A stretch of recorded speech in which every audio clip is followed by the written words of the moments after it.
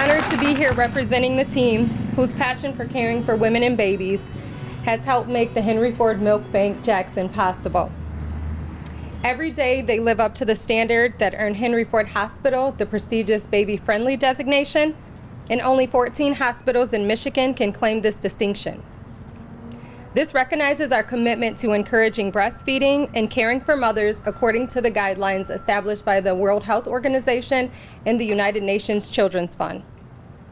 Henry Ford Jackson Milk Bank is an extension of that commitment, and it enhances our ability to promote breastfeeding and all of its benefits. I'm thrilled that we now have this unique ability to provide a priceless resource for our youngest patients. We know that breast milk gives babies the best possible start in life and that it can't be duplicated in a lab or made in a factory. We also understand that for many unique and personal reasons, it's not for everyone. But in cases where families want to provide breast milk for their babies but can't, donor milk can be life-changing. By having a milk bank in our community, we increase our ability to offer the life-saving advantages of breast milk to families. The benefits of breast milk feeding are well established by decades of research. The safe, pasteurized donor milk these babies will receive from Henry Ford Milk Bank Jackson can make a major difference in the short and long-term health of babies. Fast forward a few years, I'm now married with 2 kids. Although I no longer work for Henry Ford, I have had the privilege of being one of the first donors. When I was asked to share why I donate to the milk bank, the answer came easily. First, I'm raising my family alongside my closest friends who love and support each other. I know how important it is for women to help women, encourage each other, especially in our most vulnerable stages of life. Donating my extra milk helps extend that support to families outside my circle.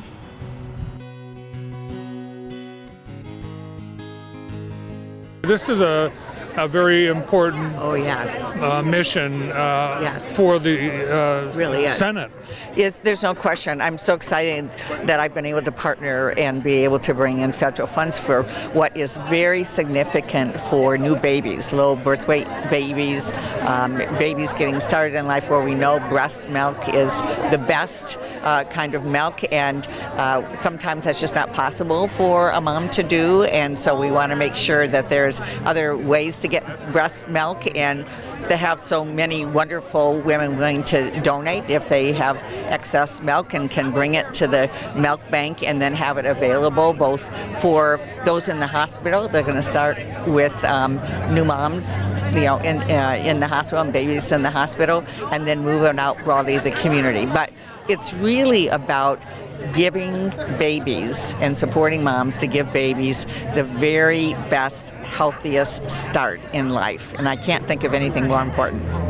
Well, it's very timely in that we had the shortage of baby formula just last year. Yes, no question. I mean, there was a number of reasons for that. Unfortunately, starting with a plant and some issues around that had to close a huge plant in southern Michigan, and then unfortunately rippled across the country.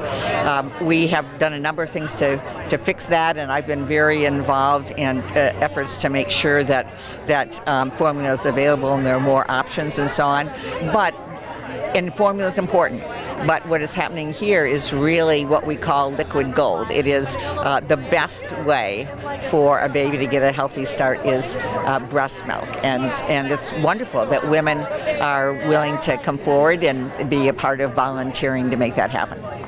Bob Riney, President and CEO of Henry Ford Health in Jackson, for this grand opening and ribbon cutting, and one of only 2 milk banks in the state, and the first and only for Henry Ford. Why did you choose Jackson for this? We chose Jackson because in many ways the passion for this project was here in the leadership, and the challenges of infant mortality and low birth weight babies is really real, and we really pride ourselves on being very focused on what communities need, and this community can really be an example, a role model for how we reverse that unfortunate statistic. So it was an easy choice. And really, you think about the population that you serve in the city of Detroit, with maternal and infant health also a problem there. So it's really a statewide problem. It's absolutely a statewide problem, and it particularly affects disproportionately minority populations, and there's a way to fix that, and this is one of the ways to fix that. And we oftentimes think about really big, massive solutions, and sometimes the solutions are small, logical things like, let's make breast milk available for people that either are having trouble producing or for babies that don't have access to breast milk. And so we've struggled in this state for a long time on infant mortality rates. I'm really excited about this because I don't think this is the answer, but it's a big part of the answer. Emily Moorhead, president of Henry Ford Jackson Hospital. Program now kicking off today. What incredible luck with timing that you were able to make the first donation from the milk bank just an hour ago. That's correct. So we are officially open. Not only was it the ribbon cutting, but today was the first day of full production where we were able to deliver our first batch to our Women and Children's unit at the hospital. So just a wonderful achievement. Yeah. And it was interesting to hear both Senator Stabenow and Bob Riney talk about the importance of Jackson, both in the healthcare in general, but for the health system in particular. Oh, absolutely. We're only one of 2 donor milk banks in the entire state of Michigan. So when you really think that we're going to start here and be able to spread it to not only other hospitals, but throughout the community, we're just really excited about that. The impact of maternal and infant health might not be realized for years, but the reality is the contribution of nutrition or lack of nutrition to a child's survival is it's pretty critical. Oh, it is. And the first couple days of life are the most critical. So even being able to just bridge the gap until women's milk comes in, or if there's a sickness with the mother or the baby, and being able to supplement with that is absolutely critical and actually has downstream impacts on the health of the child into adulthood.